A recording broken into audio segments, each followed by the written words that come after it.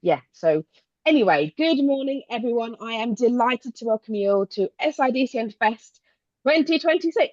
What's for yeah, crowd shouting. It's our fourth, can you believe it? Our fourth, and it continues to be bigger and better each year. We also celebrate our 10th anniversary as a volunteer-led network too. So, it's a really joyful year, I hope. My name is Amber Shotton, and I am the Chair of Trustees for SIDCN, the Small International Development Charities Network, for those who are just joining us for the first time. We have a number of SIDCN board members supporting and attending throughout the day, including my new Vice Chair, Awaz Rove. I've got Anya Mendrek, we've got Anna Ferren-Brooker, we've got Janine Edwards, Lizzie Bird, and Malin Koira. But before we kick off, I want to say a big thank you. I don't get emotional again. Whoever had a bet on me getting emotional, you've won already at 1 minute. Big thank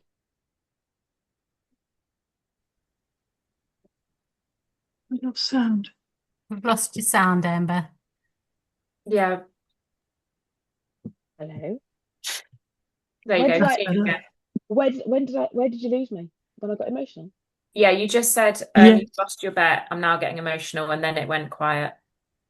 Obviously Zoom doesn't even want me to get emotional. Happy days. But big thank you to Alice and Izzy, our two part-time team that share 1 day a week. Yes, 1 day a week, and continue to astound me and the board and our members at the things that these two can pull off. It's no mean feat. We have 15 sessions this year. 15. You guys rock. You've done an amazing job. So thank you so much. I need to kick that off early. I also want to recognise all of the support that we get from members and volunteers throughout the year, week in, week out, those that come in and regularly support the community and the network, and those that just dip in and out when they can. We also been fortunate to benefit from volunteers from outside the sector who've supported not just SIDC and ourselves. For example, our impact report this year was of an external volunteer, but also we've had volunteers supporting our members as well. So don't forget to look out on the chat and the Facebook group for those opportunities. So, and also a final big thank you, big shout out to the rest of the 11 strong board that support myself, the team, and the members throughout the year. SIDCN would not be a thriving peer network if it wasn't for our 2,500-ish members that work across different sectors, different regions, but all united by one vision of a more just, equitable, and sustainable future for all of us. Never more needed. I know that small charities play a vital role and bring distinctive value because you are the closest to the communities that you serve. You respond to local needs, and you're genuinely creative in your approaches, which we're going to hear about today. I also know that small charities have much to learn from each other, from one another, through the connections, through working together. We can amplify each other's voices. We can influence stakeholders, with whom I hope we have a few here today, more effectively. And today is a really good example of that. There's some really great stories that are going to be shared. Just a quick few housekeeping. So just remembering our commitment in this space, consider our language, consider who's in the room with us, value everyone's opinion. Listening, empathy, and kindness really should be at the heart of all our commentary, all of our conversations today, and I hope throughout the whole of the network. Another bit more of housekeeping, just try to be concise. There are going to be sessions, there's going to be kind of 15-20-minute Q&As as part of the sessions. There could be quite a few in the room, and we'll do our best to respond to those questions, but if we can do follow-ups, then we will do our best to do that. We're recording the session, so you'll be able to come back and listen to it afterwards. Please be courteous to your fellow attendees, and please mute upon arrival as well if you're not already muted. The chat function's there for you to connect with each other, and we'll be putting links and tips and things like that in the chat as well, and also within your individual breakout rooms. So why not share your details, connect with your members, and also maybe connect, share your LinkedIn profiles and so forth. There's lots of different hashtags that are being used throughout this week for Small Charities Week, and there are some just for you to kind of think and consider if you're using socials this week.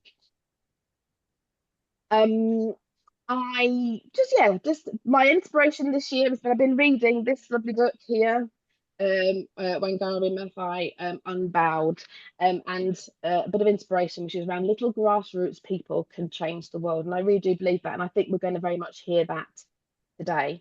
Oh, let me go back. Yeah, just there we go. No, I've lost it. There we go. We'll have to go back again, everybody. Never mind. So, first of all, big thank you to our sponsors. Again, we have more this year. We have Vic Hancock Fell, and is the founder and director of Fair Collective and provides training consulting for small charities through Hancock Fell Limited. And you're going to hear a bit from her shortly. We have also the Risk Collaborative. They help the third sector rethink risk as a question of power, not just prevention. For small and grassroots organisations, risk is about is about who makes decisions, who carries responsibility, and who's included in the conversations. And again, we're going to hear some more this afternoon from Risk Collaborative. Qlic IT, they're a specialist B Corp IT provider supporting charities and not-for-profit organisations across the UK. They have over 20 years worth of experience in the sector, and they help strengthen organisational security, simplify technology, and get greater value through IT, through their tailored support, including cybersecurity and so forth. And again, you're going to hear a bit more from them shortly as well. And just a heads up and a bit of a thanks to Dan Bishop Finance, who is also sponsoring today, and for the support. We're supporting SIDCN in our independent evaluation this year as well. Much appreciated. So, a quick update from me on stuff that's been going on. So at the AGM, we shared with you that 2026 was a year for SIDCN's strategy review. We've been fortunate to have the help of the Cranfield Trust, and we've now secured our volunteer. However, in advance of this work, we asked members at the AGM what's working well at SIDCN as a network, what could be done differently, and what would you love? What's kind of some of the aspirational stuff that we could potentially do. So it was great to see that things like peer support is one of the strongest areas of impact for the network. 72% of the organisations feel more supported and more connected through the peer connections that they get through SIDCN, and feel less isolated, which is really lovely to hear. Strong practical uptake of learning resources. So 74% reported applying the skills and awareness that was raised and generated, the learning and the skills that you pass on amongst each other through the network.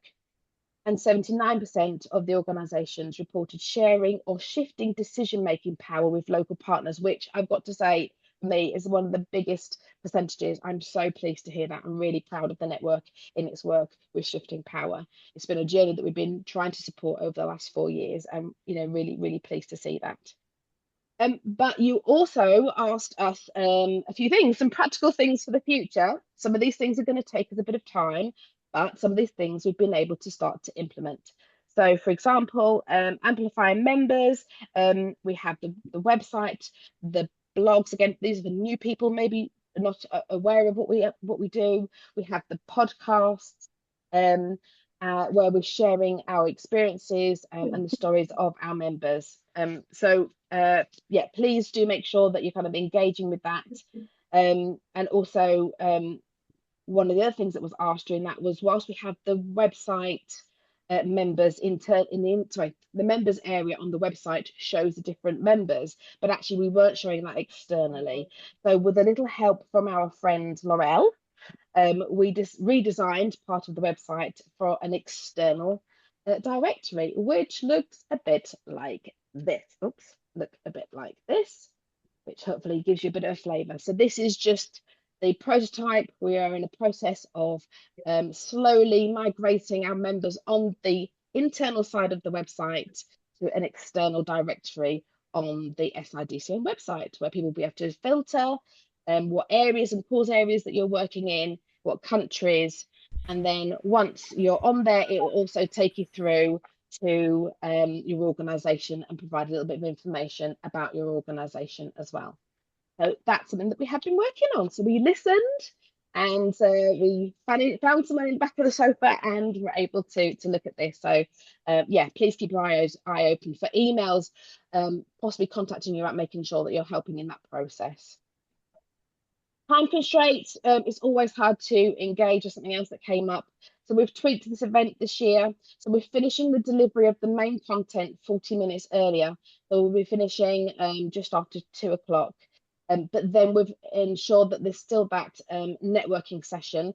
So for the last 40 minutes, so from 2:20 to 3 o'clock, there will be an optional networking session where you can come and stay and chat. We've got a variety of breakout rooms for which you can join and choose and select, and just take the opportunity to meet, connect, share who you are, maybe share a brag around what you've been doing. So please do use that opportunity this afternoon. Need for more fundraising support comes up every single time. 11 of the 15 sessions today are focusing on fundraising. So we definitely heard mostly from smalls and members, but we've also brought in a few external insights too to the agenda. Greater inclusion of Global South and diaspora. Our policy is to ensure that SIDCN space is a space that is equal and features all voices, global majority voices and UK partners. This approach continues to blossom, and I hope that you can see that in our lineup today. Pushing of information out to members. So again, linking this to time constraints, and that some people are finding sometimes going onto the Facebook group, there's a lot of information, a lot of sharing, and actually missing some of the stuff that maybe the central SIDCN is sharing within the Facebook group. So we have created a WhatsApp community channel. Hopefully the link is going in right now. I'm doing that to hopefully one of my co-facilitators into the chat function. And we will begin to start to share things. So for example, the fest would have been shared on there, reminders of forums that are coming up and useful information. So it'll just be kind of a channel to show you some of the key things to keep your eye out on.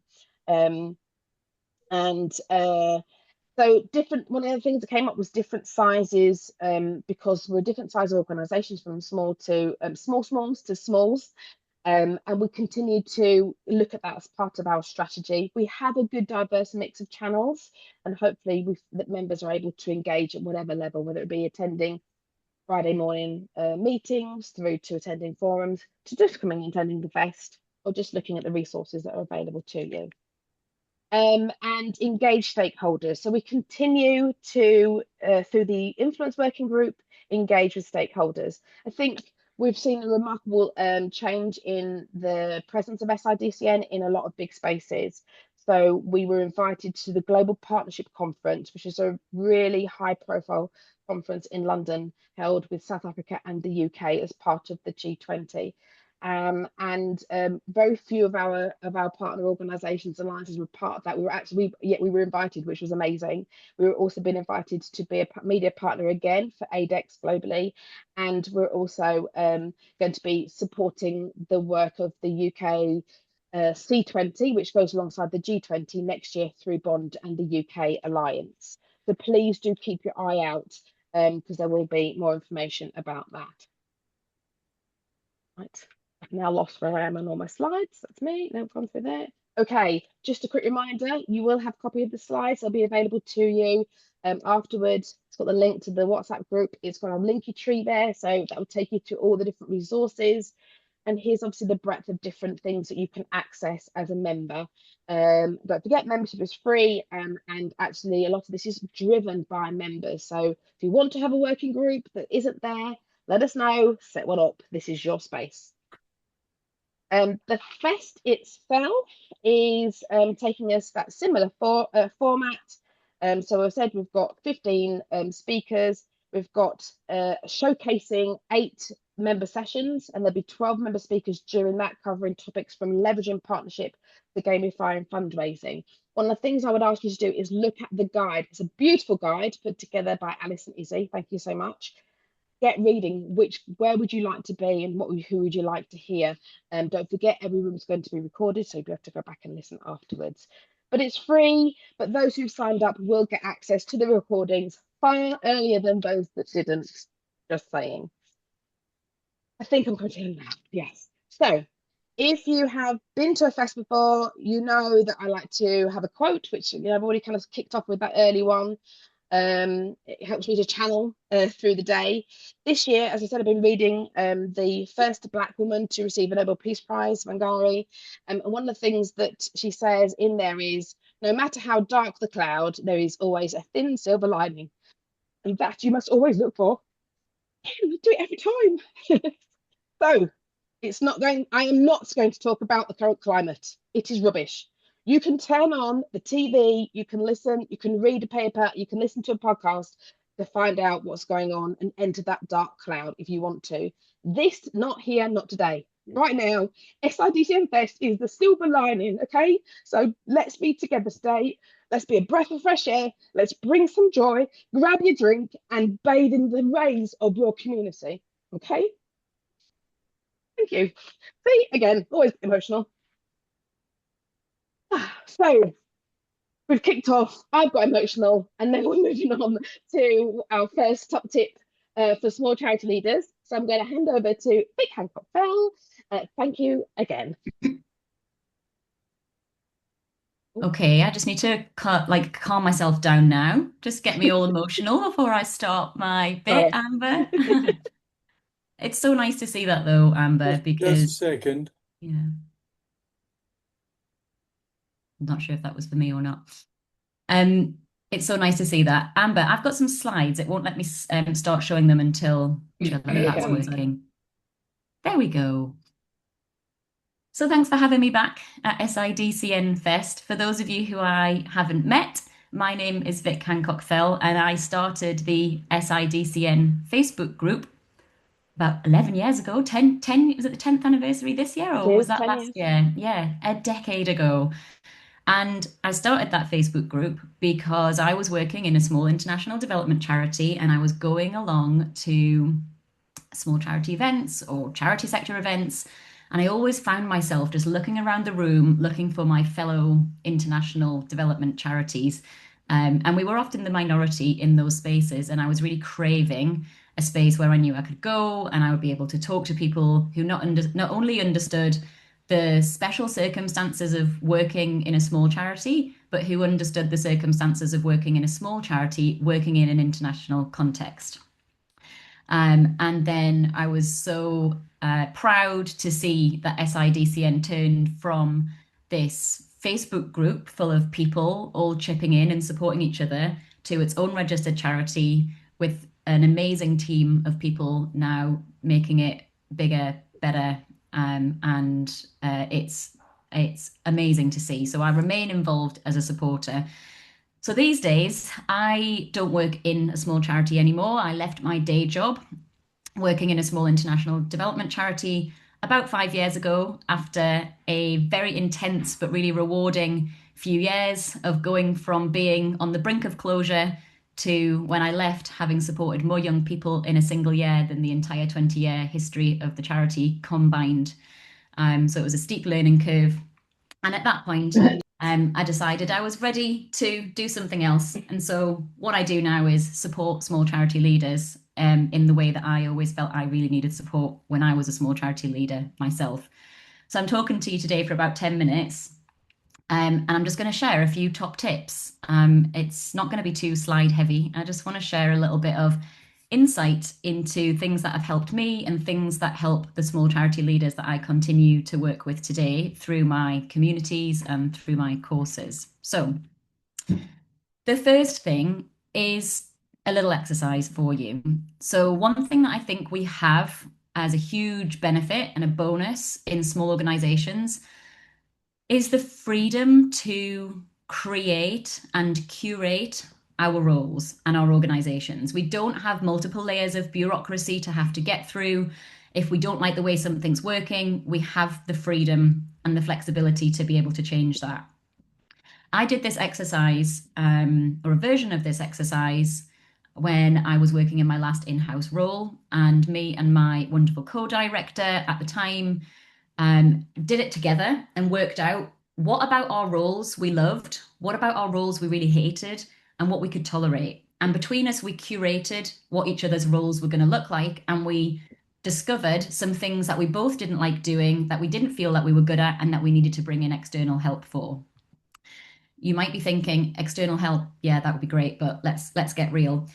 You might not be able to implement this straight away, but it might be something to work towards for the next few months, for the next few years. You might be able in the short term to give away some stuff to volunteers, to board members, to other colleagues. So what this is you've got your love list, you've got the stuff as part of your role that you absolutely love doing. It comes naturally to you. It brings you joy. It gives you energy. It might be working on the strategy. It might be public speaking. It might be working with the people who your organization supports.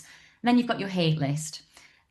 It might be for you, public speaking, or it might be, oh, I really hate the detailed work or the policies or the governance or whatever it might be. This is the stuff that you find really tricky. It takes you a really long time to do, and it sucks all of the life out of you. And then you've got your tolerate list, the stuff that you're not terrible at, you don't love it, but you don't mind doing it and you can tolerate it. And what you can find here is if we make this list, what we want to try and do to be able to stay connected to the joy of our work and have really sort of satisfying and sustainable careers in this sector is we need to do as much as possible of the stuff that we love. And we want to find ways to get rid of the stuff that really drains us. Of course, as small charity leaders, as small charity team members, we've all got responsibilities that we can't get rid of. But the goal is to each be able to curate a role that keeps us connected to that joy and reminds us why we got involved in all of this in the first place. So I just want to give you a minute to do a really quick little independent exercise. Just write love, hate, tolerate on a piece of paper or on your phone, or get another tab open on your piece of paper, on your laptop. And I just want you to write 3 headings: love, hate, tolerate. And just first thing that comes to mind, just write down a couple of things. What do you really love about your role? First things that come into your mind. What do you really hate? What would you be so happy about giving to someone else and never having to do again? And what can you tolerate?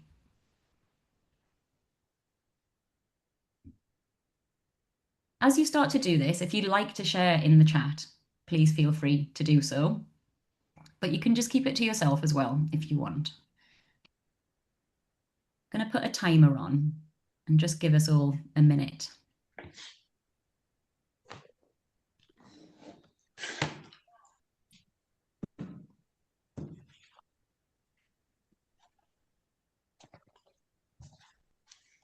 I am just getting a bit of background from someone's mic, so if you can just double check that you're on mute,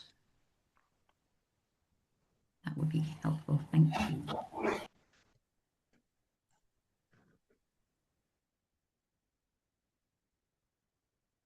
So as you start to work through your love, hate, tolerate list, if you fancy it, just start sharing. Hate it when it does not work. Anything in particular or just generally?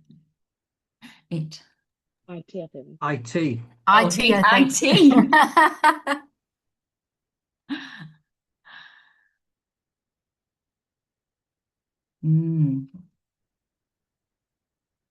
Love partnerships, hate lazy teams, love seeing the organization budget. Nice. Let's have a few more of your loves. Love partners making a difference, the fundraising and the grants. Nice. Hate end of year accounts. Tolerate, yeah, the rigidity of a community. Love seeing progress when we visit the project. And this response from Lizzie on SIDCN's comment of, hate those end of year accounts. Lizzie bloody loves an end of year account. She can't wait to get into those accounts. And this shows you the benefit of this exercise, because you may find in your organizations that what is on your love list is on a colleague's hate list. Something on your hate list that you can't stand doing. Someone else in your organization might say, I bloody love a spreadsheet. I love doing the end of year accounts. I'd be happy to take that on. And until you have this conversation and until you do this exercise, you're not going to know that. So my recommendation to you is that you take this exercise and you do it with your wider team. And you have a conversation about, in the short term, whether there's anything you can do to get rid of some of the stuff off people's hate lists and get more stuff into people's love lists. So I hope that was a helpful little exercise to do just as independently there. But yeah, take it back to your organization and see whether you can do some little swaps. And in the long term, think about whether there's additional roles that you need to bring in through freelancers or eventually through employees that allow the people who are already in the organization to keep a hold of the stuff that they love and to bring someone in who's going to love all of those things that are on our hate or tolerate list. So that's my tip number one, is intentionally curate your perfect role and your perfect organizational structure. I did this with a small charity leader about 12 months ago, reported back. They've got a new organizational structure with a new staff member, and they're all doing more of what they love and less of what they hate. Okay, my second tip is to find your Avengers, assemble your peer support network. I think I would not have survived the roles that I've had in the past had it not been for the support networks that I was part of. And SIDCN was an enormous part of that. There are individuals on this call in this room who have absolutely got me through some of my most difficult moments in small charity leadership. And I'm a firm believer that you can deal with a lot of really difficult stuff if you have an incredible support network. And if you have your Avengers. I can see, can't see what you're holding, Amber. I can just see that it's a piece of paper, but I think it's a time check, so I'll speed up. So my second tip is to find your crew. And it might look like this. It might look like your SIDCN community. It might look like some people that you have in your local community. But whoever they are, find them and prioritize them. It could be an amazing chair of trustees. It could be your board. It could be volunteers. But if you don't feel especially supported right now, my second tip is to spend some time making sure that you can curate that support network. Which brings me to my final point and an invitation before I leave you to your day. This is something that I've been working on since December. It is being quietly tested with a small group of people who have previously done my courses. And it's a community membership for small charity leaders. It's small intakes and it's invite only. So once I put the link in the chat, please don't share it with anybody outside of this session. We do monthly deep dives with expert guest speakers on topics like working with tricky people, amending your governing document, self-leadership, fundraising specific topics. We have monthly peer support groups, weekly body doubling and co-working sessions online, in-person events, a growing resource bank, a WhatsApp community, and access to me and your fellow small charity leaders on call through that WhatsApp community. I'm inviting SIDCN members to join at my founders rate rather than our regular rate, which gets you 20% off the cost of membership. I think I've got one or two people in the group here who are already in this membership. So if you feel like this could complement your SIDCN membership and experience, I would love to welcome you in. You can use the code SIDCN26 to get the founder's price of this membership. At the minute, we're a small group of around 25, 30 people, and it's intentionally small before we grow, hopefully later this year. So that's the end of my little presentation. I hope that those couple of tips are helpful for you, and I hope that this invitation is helpful for you if you feel as if it's something that you may wish to take on, to add to your Avengers group, to add to your peer support community.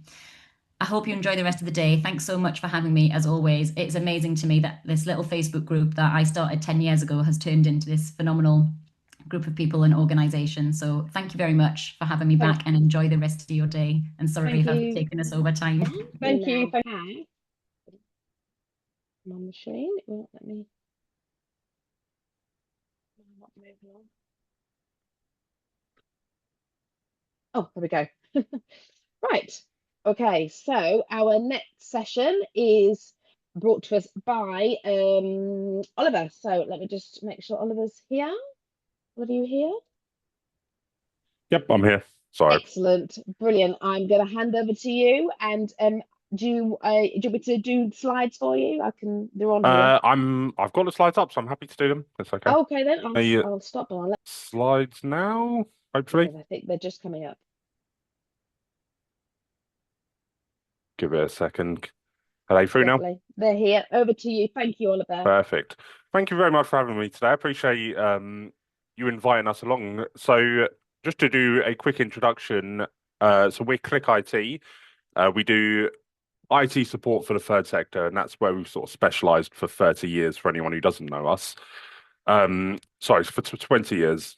We're supporting about 400 charities across the UK, and that's everything from your day-to-day IT support to cybersecurity consultation, because we know that people who are just doing IT support is not really enough, especially for the sector who you're the third most vulnerable sector in terms of who gets attacked and the data you're holding. So it's really important that we also do the cyber security side of things as well. So that's having an account manager, bringing everything to you that you need to be aware of, any questions you get. So when you're going for funding, you may get a bunch of questions about your IT and your setup.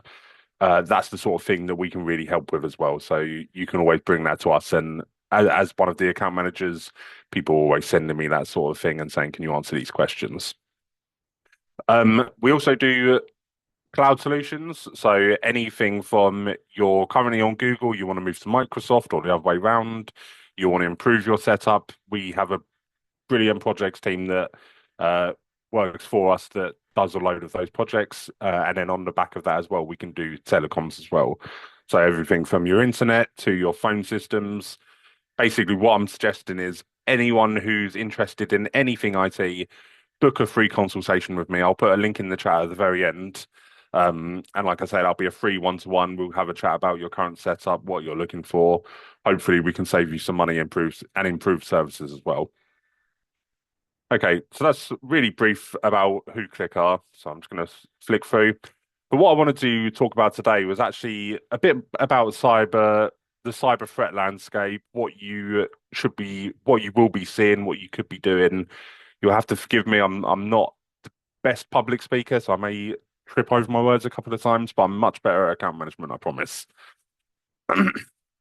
Okay, so I think I mentioned before, but charities, specifically small charities, are one of the most vulnerable sectors in the UK, and I think it's the third most vulnerable sector, and that's because the data you're holding on the people you're working for, your donors, is all really valuable to attackers, and they know that what they can do is attack a small charity because you're going to have less security in place. They're going to be able to get access to your data and then hold it to ransom, whether that's by encrypting your shared data, saying you need to pay us to give this back, or whether that is just they want to get access to your systems and start intercepting emails from finance and things like that, which we unfortunately are seeing all the time. And I think in the last 12 months, I put a stat on here, 30% of charities have identified a cyber breach or attack. And that doesn't necessarily mean they've all been massively successful. Hopefully you've got IT support in place who is being proactive and making sure that as soon as a threat's noticed or as soon as there's a risky sign in, it should be your IT support's job to make sure that that's logged and that's been caught and it's been rectified as well, and then sort of hold your hand through then reporting that to the ICO as well and seeing what the outcomes of the attack were and things like that. The most common motivations are around sort of your funds. So we see it all the time where what attackers are trying to do is actually get access to your emails, and then they'll sort of change things like your phone number in the bottom of the emails, especially if they can get to the finance team. You see it, and what they'll do is they'll send everyone an email. So, we've changed our bank details. Here you go. Call us if you want to. And then people always just go to the email signature and then call that number. So it's really important that you have systems in place to stop that from ever happening. And then the theft of data, whether that's to hold it to ransom, whether that's to sell it, whether that's just to stop you from accessing it, it's all different scenarios they're basically just trying to stop you from operating. And like I say, there is systems in place. And what I'm going to do, I'm going to go on to talk sort of about what some of the more common cyber threats are. And then basically they've all got things that you can do. And especially as a charity, so where we work with so many charities, what we're really trying to do is bring you solutions that are not just cost effective, but what we would recommend ourselves as well.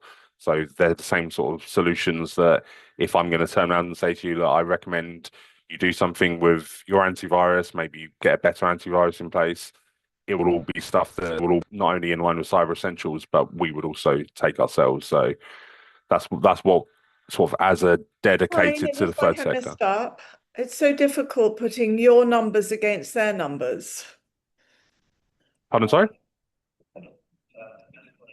I think Hi, maybe we've can you got someone just on mute. someone go on mute? Can you just make sure you're on mute, please? Thank you. Sorry, Oliver, carry on.